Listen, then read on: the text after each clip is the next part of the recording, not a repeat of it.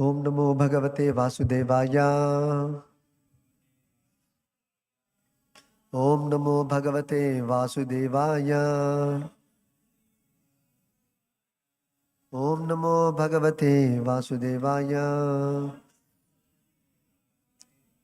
Narayanam Namaskritya Naram Chaiva Narottamam Devim Saraswatim Vyasam Tato Jayamudhirayet Nashta Prayeshu Abhadreshu Nityam Bhagavata Sevaya Bhagavatyuttama Shloke Bhakti Bhavati Naishtiki. Reading from Srimad Bhagavatam, Canto 10, Chapter 7, The Killing of the Demon, Trinavarta, text number 6.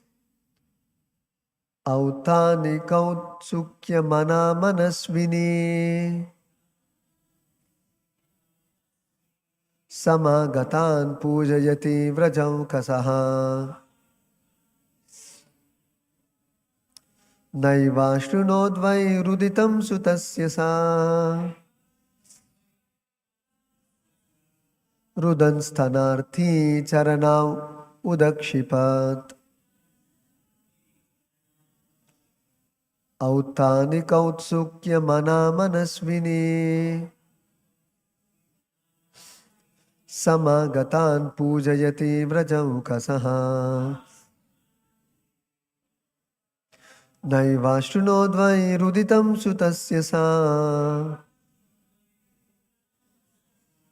rudan sthanarthi charana udakshipat.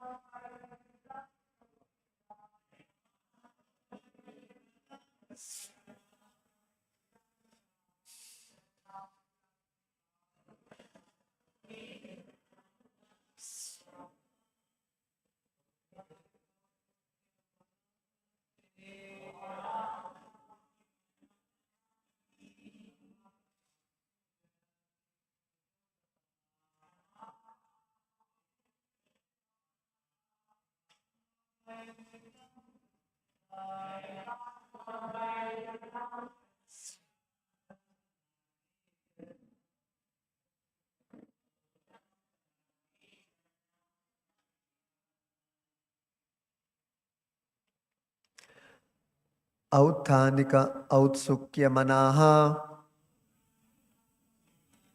Mother Yashoda was very busy celebrating the Uttana ceremony of her child. Manaswini, very liberal in distributing food, clothing, ornaments and cows according to necessity. Samagatan, to the assembled guests. Pujayati, just to satisfy them. Vraja okasaha, to the inhabitants of Vraja. Na, not. Eva, certainly. Ashrunat, did hear. Why, indeed. Ruditam, the crying. Sutasya, of her child. Sa, Mother Yashoda. Rudan, crying. Stana Arthi, Krishna, who was hankering to drink his mother's milk by sucking her breast. Charanau Udakshipat, out of anger, threw his two legs, hither and thither. Translation and purport by His Divine Grace, Srila Bhai Charana Bhakti Vedanta Swami, Srila Prabhupada Ki Jai. The liberal Mother Yashoda, absorbed in celebrating the Uttana ceremony, was busy receiving guests. worshipping them with all respect and offering them clothing, cows, garlands, and grains. Thus, she could not hear the child crying for his mother. At that time, the child Krishna, demanding to drink the milk of his mother's breast, angrily threw his legs upward. Can you repeat the translation? The liberal mother Yashoda, absorbed in celebrating the Uttana ceremony, was busy receiving guests, worshipping them with all respect, and offering them clothing, cows, garlands, and grains. Thus, she could not hear the child crying for his mother. At that time, the child Krishna, demanding to drink the milk of his mother's breast, angrily threw his legs upward. Purport.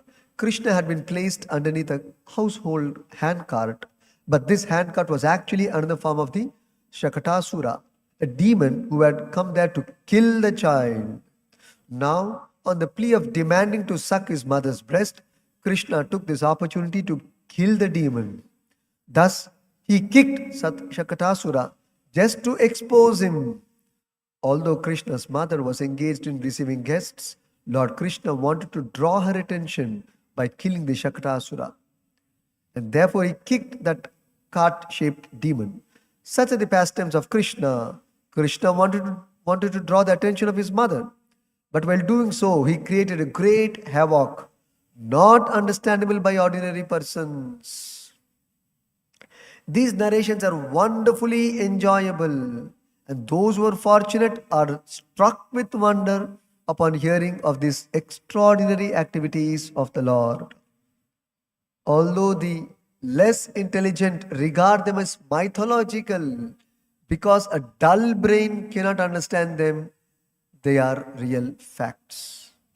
These narrations are actually so enjoyable and enlightening that Maharaja Parikshit and Shukadev Goswami took pleasure in them, and other limited persons following in their footsteps become fully jubilant by hearing about the wonderful activities of the Lord. Thus ends the Bhaktivinoda Purport translation to Canto 10, Chapter 7, text number 6 of Srimad Bhagavatam. Om Ajnanatimirandasya Jnananjanashalakaya Chakshurunmilitam Jena Tasmai Shri Gurave Namaha.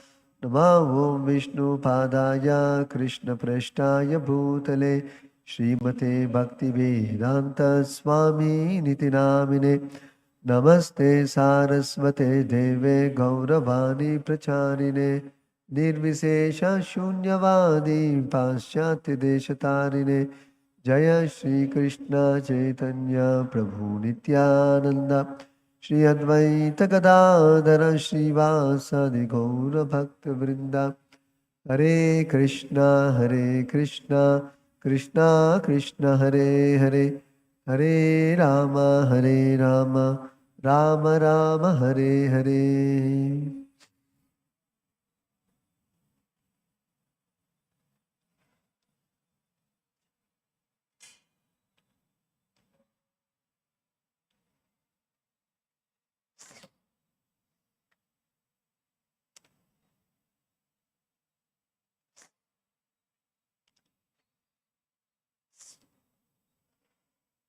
Authanika Autsukya Manaha.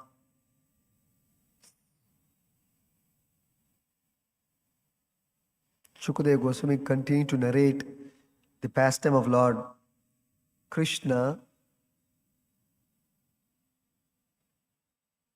in killing the Shakatasura demon just after the Utthana ceremony, which was observed by Mother Yashoda.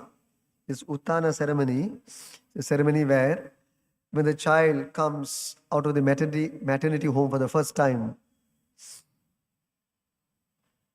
a big ceremony is observed, and in that ceremony, all the family members and the child is bathed.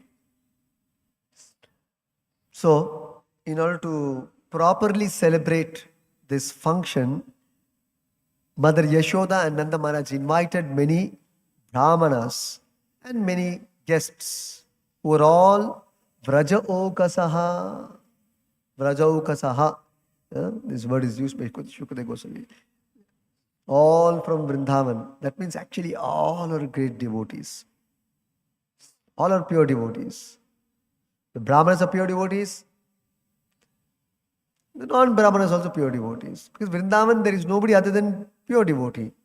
Everybody is a pure devotee in Vrindavana. That is the setting and unique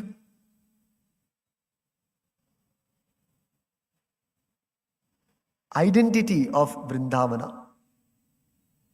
The land of Krishna. The playground of Krishna. Krishna performed all his wonderful childhood pastimes, which are very sweet and relishable. The trees, the water, the animals, the mountains, the forests, the inhabitants, and the very land, they're all devotees of Krishna and are also worshipable. Chaitanya Mahaprabhu said,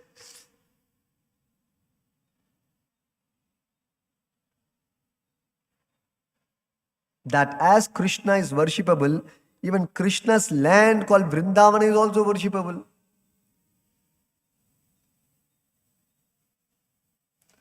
Vrajesha Tanya Tad Dhama Vrindavanam. Vrajesha Tanya referring to Krishna. Tad Dhama Vrindavanam. And his abode, Vrindavan, both are equally worshipable.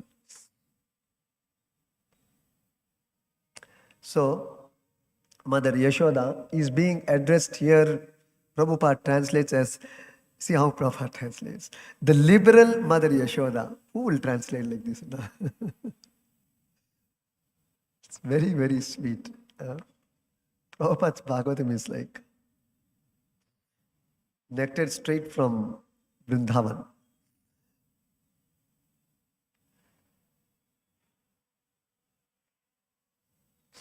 Where did Prabhupada get this word from? Actually, Shukadeva Goswami used this word. Where did he use this word? By using the word Manaswini. Prabhupada has picked up that word. Manaswini means Mother Yashoda very liberally. Liberal-mindedness. Manaswini means being very liberal-minded. So let's come back. So, Authanika, referring to the Authanika ceremony, Autsukya Manaha.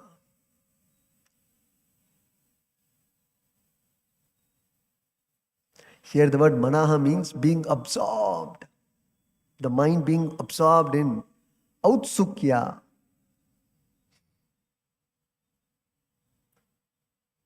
Autsukya means, Prabhupada translates it as celebration.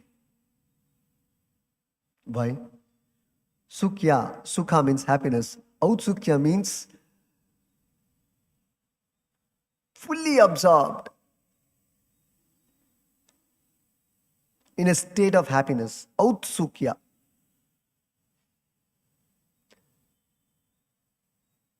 Celebrations brings about that kind of experience for the mind.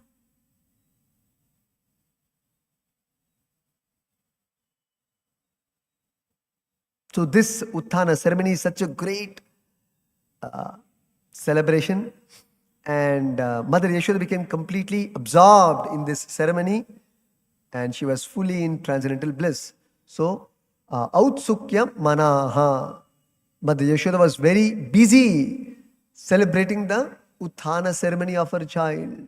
She was absorbed in celebrating the Utthana ceremony of child Krishna.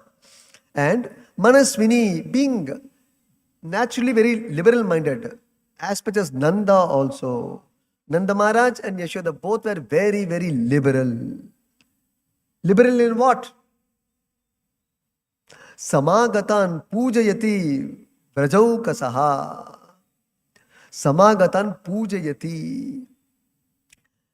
Whoever came to their house as guests, Sama agatan. Agatan means to arrive. Samagatan means whoever arrived to Nanda Bhavan in Gokula. That means Nanda Maharaj's house. That means Krishna's house.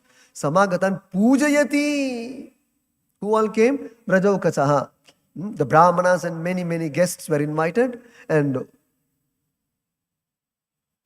what is the liberal mindedness of Mother Yashoda? Pujayati. She very liberally offered them clothing, cows, garlands, grains, and literally worshipped them. And this is the kind of hospitality Mother Yashoda extended to the guests. See, this is Vedic culture. Not that you put a board, trespassers are prosecuted. Why did you come without permission? How did you pass the security and came? I have kept a security also at the gate. That also you crossed and come inside? That is today's world.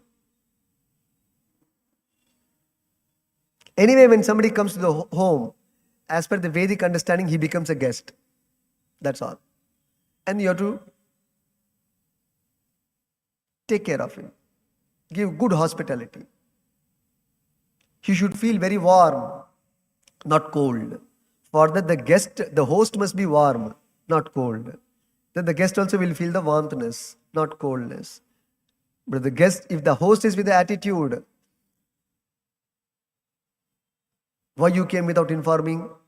Don't you know I might be busy with other things? Have some common sense. Should have some, what they say, sense of decency. You simply come off like that. This is Western culture, materialistic culture. But Vedic culture is, one is invited guest, another kind is uninvited guest. That uninvited guest is called Atithi. Uninvited guest. Especially in Vedic culture, the Brahmanas, Vaishnavas, Sannyasis, these three categories have that rights to enter anybody's house anytime without informing.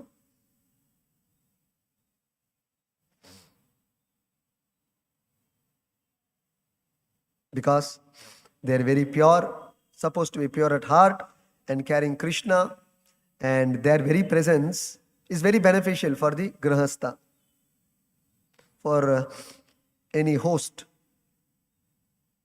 Because they simply talk about Krishna and their only purpose is to deliver Krishna to the conditioned soul. Carry Krishna's blessings to the householder and nothing else. Therefore, they are always welcome. Of course, in Vedic culture, not only Brahmanas and Vaishnavas and Sannyasis, any guest for that matter comes, they are to be received properly. But importantly, these three categories. But even otherwise, even a common man steps into one's home, one has to be received. He has to be received properly. So here, Mother Yashoda, very liberally, how did she receive them? Actually, forget receiving, she literally worshipped them with all respect. And Mother Yashoda and Nanda are very, very senior and superior and very elderly. Even in material estimation, even in Vrindavan, they were a very old family, and Nanda Maharaj was the king of all the Vaishyas, and they were very senior in the entire village, entire town, having all these, holding all these position, natural position and designations and status in the society. Still, they received all the guests with Great respect. And very liberally, they offered them so many desirables, clothing, cows, garlands, grains. See? No counting. No counting. That is how you receive a guest. That's how you satisfy a guest.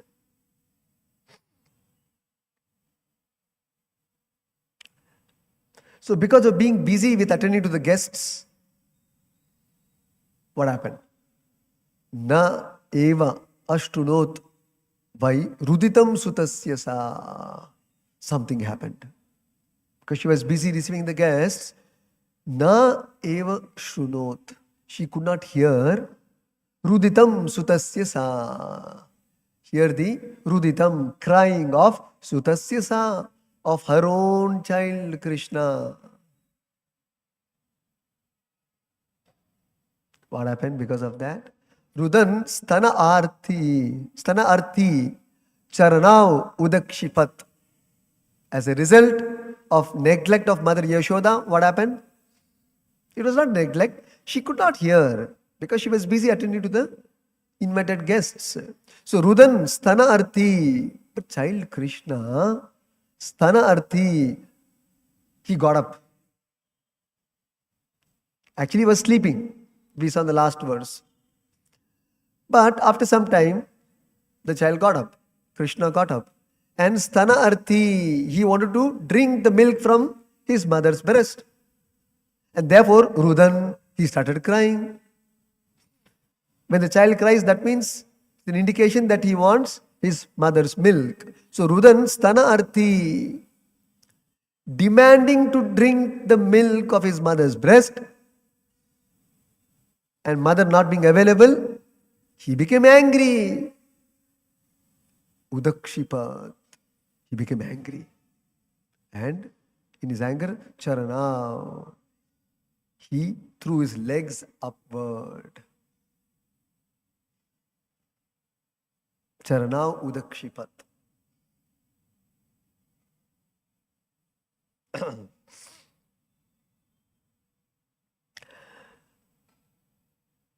So, we saw that after the Uttana ceremony, while the Brahmanas were chanting Vedic mantras, the child felt very sleepy. Sanjata Nidra Aksham. He felt very sleepy, and therefore, Ashishayach Shanaihi. Mother Yashoda lay down the child, and she slept with him for some time, till the child became fully asleep. Then she went to attend to her household affairs. Then,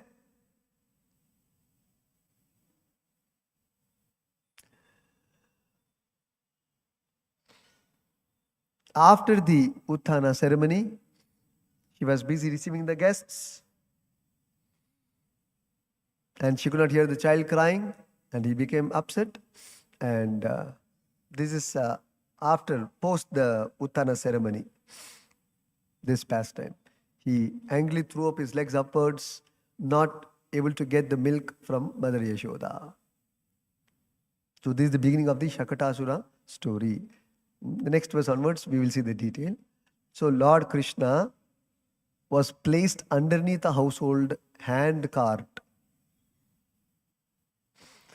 But Mother Yashoda realized the least that this hand cart was a demon Shakatasura sent by Kamsa to kill child Krishna. So, Krishna, whether he's a child or a grown-up adult, apparently a grown-up adult, in the battlefield of Kurukshetra, directing Arjuna to fight the battle, whether he is a small child or he is on the battlefield of Kurukshetra, directing Arjuna, God is always God. Therefore, Krishna knew what this handcart is, who this handcart is. It was Shakatasura, demon sent by Kamsa, having assumed that form. And he was waiting for Krishna to come and lie underneath him. And Shakatasura's idea was to kill Krishna. So Krishna, on the other hand, took this opportunity to kill the demon. Therefore, Krishna threw his legs upward. And by throwing of his legs upward, the cart became completely broken apart. And all the items, household items which were on the hand cart, they all fell, making a sound. And that time Mother Yashoda realized, and then she came to see what happened. And the story continues. We will see that.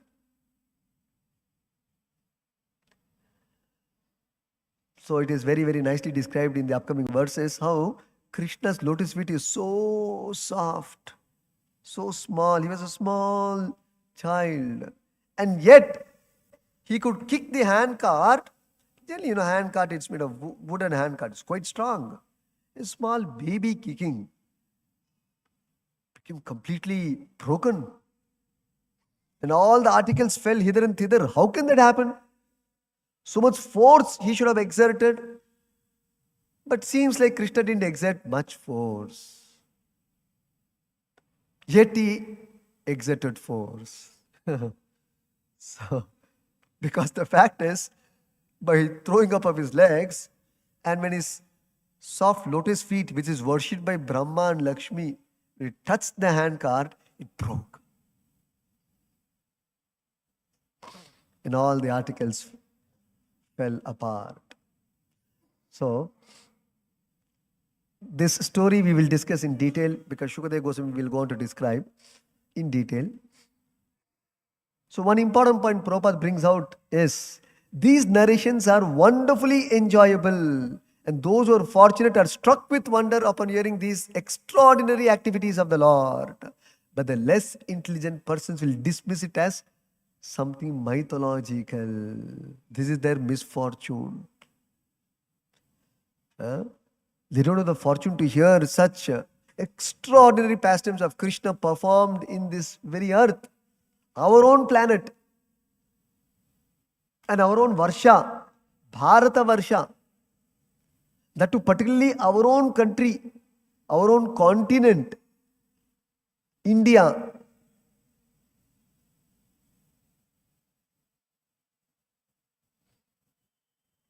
If you take a flight, just 2.5 hours, you will reach this spot where Krishna performed this pastime. Just 3 hours, 3.5 hours by flight. And by road, another 2.5 hours. That's all. The very place where Krishna performed these pastimes, you can actually go and Gokula, it is there. How fortunate we are. But less intelligent people regard them as mythological. Prabhupada says, because of dull brain. Because of possessing dull brain. So dull brain cannot understand these real facts that Krishna or God can perform these feats very naturally, without exerting himself, without straining himself. For Krishna, killing of the demons is simply pleasurable. It was a sport for Krishna. This is what Bhagavatam describes. All of Krishna's killing of the demons was a sport for the Lord. Just like you kick a ball, a football, or you kick a ball with a bat, cricket. Like that for Krishna, killing of these demons, kicking of these demons, simply, out of his sportive nature. Krishna did all these things. And he enjoyed, and then he gave pleasure to his associates, to his cowherd boys, cowherd girls, Nanda, Yashoda, everybody.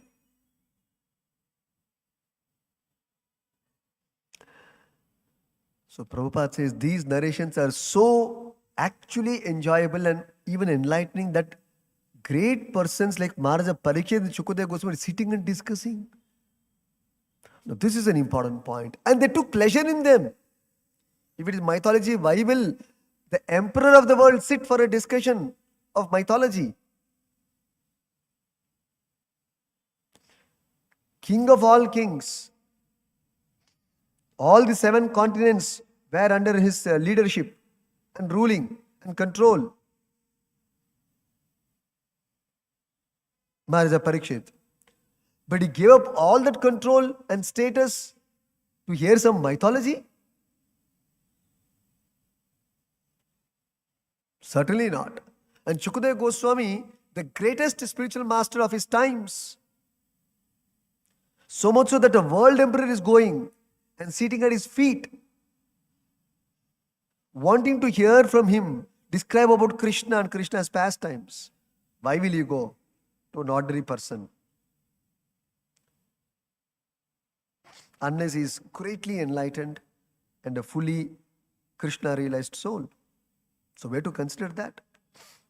It's just like, just to draw a parallel, suppose ISRO chairman, he goes to hear somebody. Millions are there to hear him, and he is going to hear somebody else. And who's that somebody? Who is that somebody? That one has to consider.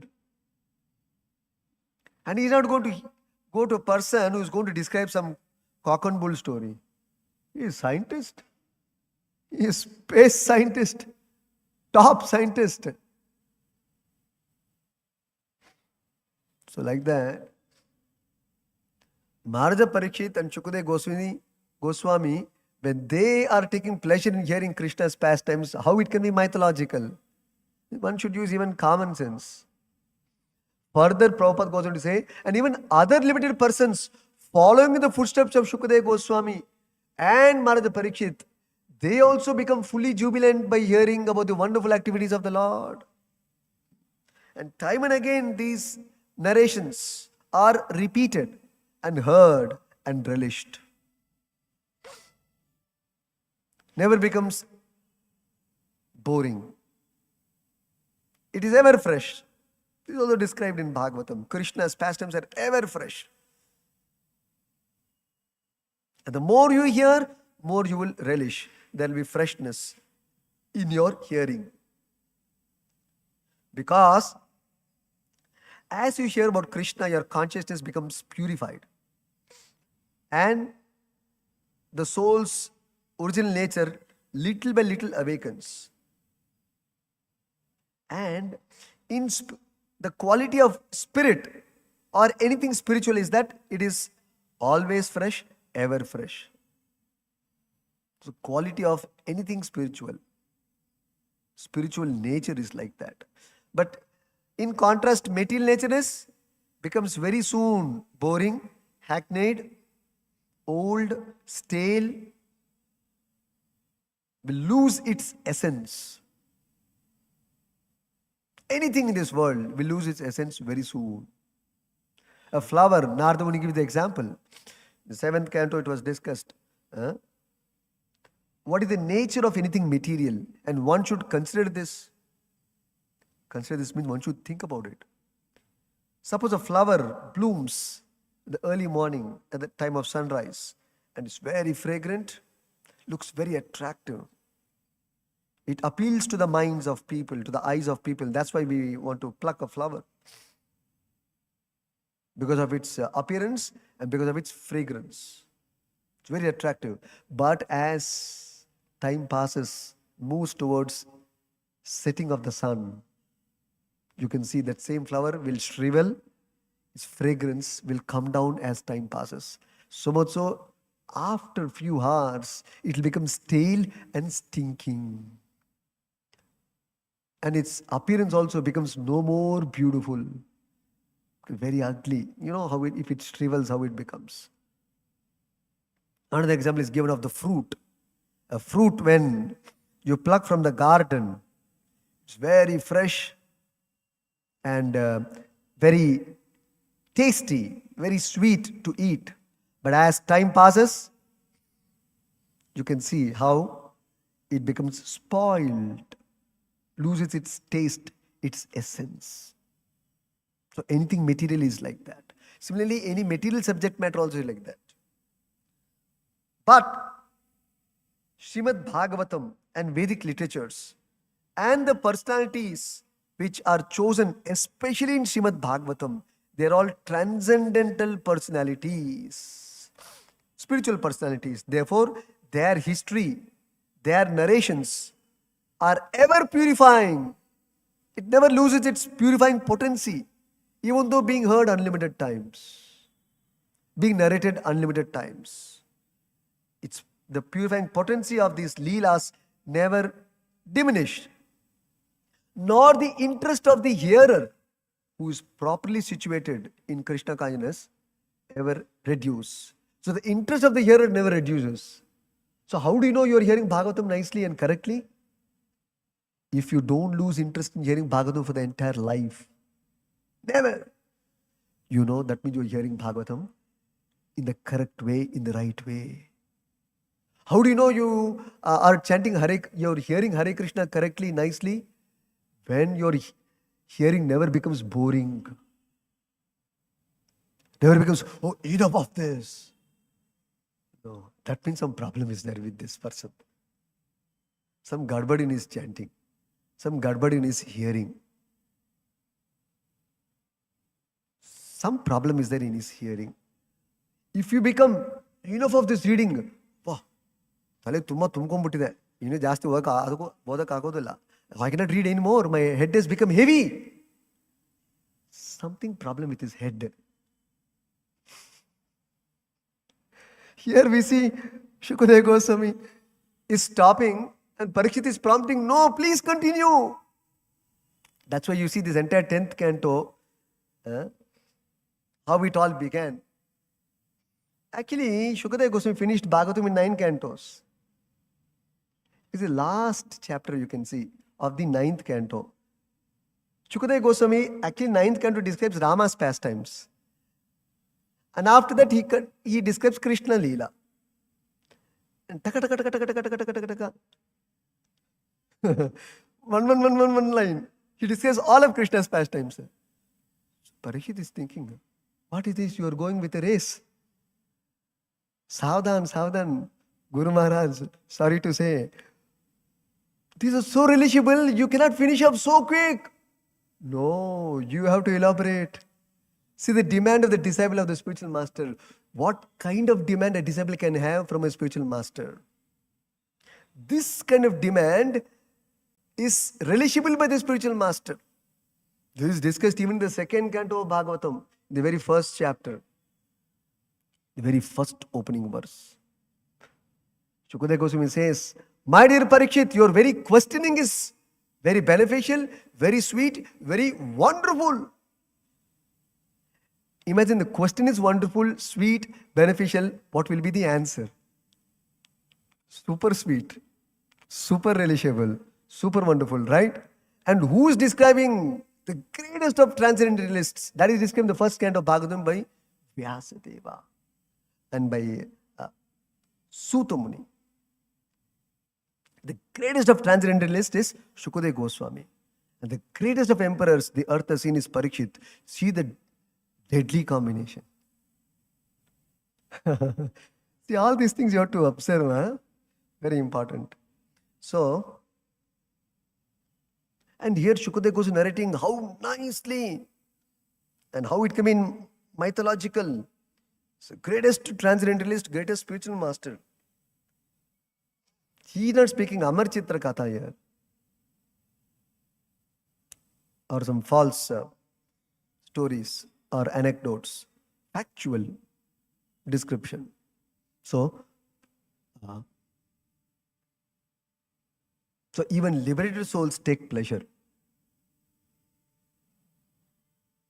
That is described in Bhagavatam. Nivritta tarshair upagiyamana Shrotra manobhiramat or bhavaushadhi. There are 2 kinds of people. One who is liberated, one who is not liberated. 2 kinds of living entities. If you're not liberated, that means you are materially contaminated by the modes. Then, upagiyamana, this narration, upagiyamana, narration of Krishna Katha acts as Bhava Aushadhi, liberating you from material attractions and bring about the spiritual attraction in you. Attraction to Krishna and Krishna Katha, Krishna's pastimes. So it works as a medicine to the diseased conditioning which we're presently stuck in. What is the disease? Forgetfulness of Krishna, being materially absorbed, materially contaminated, infected by the three modes. That's a disease. Therefore, we have no attraction to Krishna or Krishna Katha. But yet, contradictorily, even though you have no interest in Krishna Katha, you are interested in hearing mundane feats, stories of mundane personalities. So therefore, Bhavaushadhi, by hearing Bhagavatam, if you are not a liberated soul, it will still be beneficial. How? It will treat your material affinities, material attachments. It will relieve you from material attachment. But if you're a liberated soul, then how does it work? This Bhagavatam, you will relish. Actually, Bhagavatam is meant for Nivrita Tarshair. Nivrita Tarshair means one who is finished with all material desires, material attachments, materialistic goals, materialistic pursuits. One who is finished with all of these things. It has become tuchcha for him. Insignificant. Materialistic goals, improving economy, material pursuits, material attachments, material attractions become insignificant for him in the face of Krishna consciousness, in front of Krishna consciousness. Like a distance between the earth and the sky, or perhaps more. He has realized it. So, Nivritta, Tarshaihi. Tarshai means attraction, pulling towards material things. Nivritta means he is relieved from the pullings. Doesn't get attracted. He knows its intrinsic value. It is insignificant. So, they are liberated souls. So, they relish Srimad Bhagavatam or Bhava Aushadhi, those who are conditioned souls. For them, it will work as a medicine. And those who are materialistic, third category, those who are materialistic, even for them, Bhagavatam is pleasing. Mano Abhiramat. Because the pastimes of Krishna with the gopis, the pastimes of Krishna with his queens in Dwaraka, because you also have wife. Some of them have girlfriends. Krishna has these gopas, so you also have friends. So,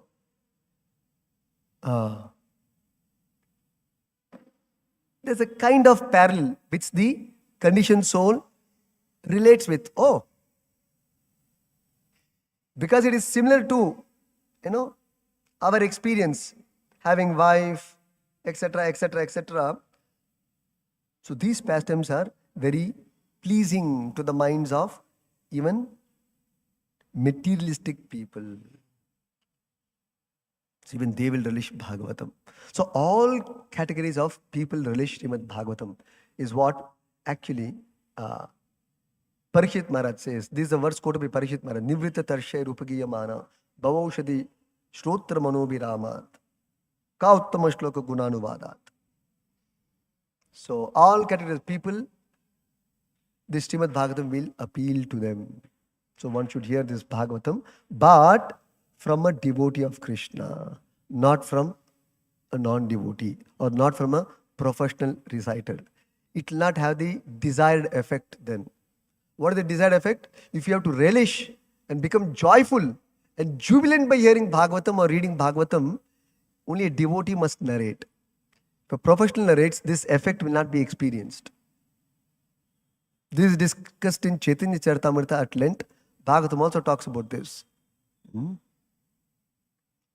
That is why Chaitanya Mahaprabhu made his instruction, Bhagavata Paragiya Bhagavata Sthane. You have to hear Bhagavatam from a Bhagavata, not Bhagavatam from a professional reciter. Bhagavata means one who has internalized Bhagavatam in his life.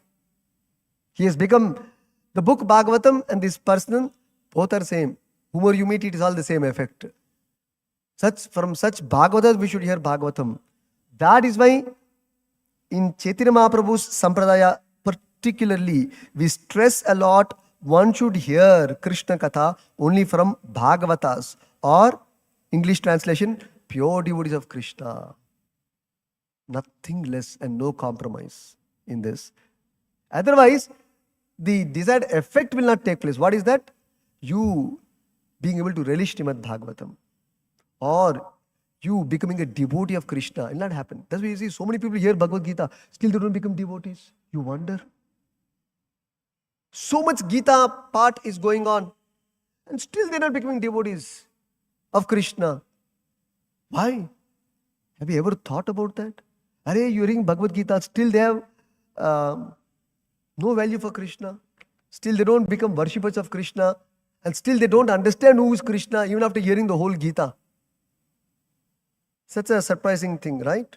Hearing the whole Bhagavad Gita, still you don't know who is Krishna and what is Krishna's position. And just like we say, hear the whole Ramayana, Prabhuji, everything is very clear. Only one doubt.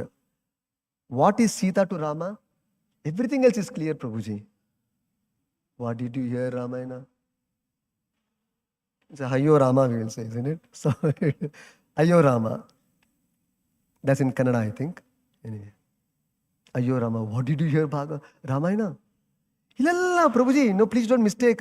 Don't think I have not heard you. No, you have spoken very nicely. Only just to one doubt you clarify. What is Sita's relationship with Rama? Ask help, everything else is clear. What did he understand? What did he hear or she hear? So like that, you read the whole Bhagavad Gita, hear so many Bhagavad Gitas and Bhagavatam, Parayana, Bhagavat Saptaha, everything is clear, Prabhuji. But why you say Krishna is Bhagavan? Rest everything is clear. Why you people say only Krishna is God and he has to be worshipped? And why only Krishna? Why are you so mad and so narrow-minded? Rest everything is clear what you are saying. So what did you understand? So that is why these things are not possible if you hear from professional reciters, only from devotees.